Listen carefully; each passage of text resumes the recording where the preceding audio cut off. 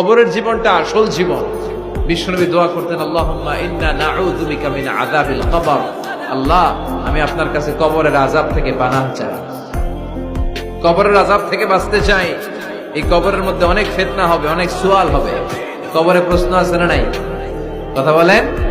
প্রথম প্রশ্ন জিজ্ঞেস করা হবে, মার রব্বুক, তোমার রব কে? বলেন, আমাদের রব কে?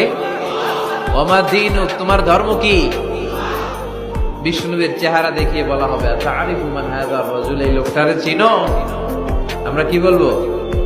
আমরা চিনি, উনি আমাদের প্রিয় রাসূল মুহাম্মদুর রাসূলুল্লাহ সাল্লাল্লাহু আলাইহি ওয়াসাল্লাম। এরপরে জিজ্ঞেস করা হবে, এগুলো কোথা থেকে শিখলা? আমরা বলবো, কোরআন থেকে। ফায়ুফসাহু লাহু কবরুহু ৭০ যিরাআন। সুন্দর সুন্দর উত্তর করতে পারলে আপনার কবরটারে ৭০ হাত লম্বা করে দেয়া।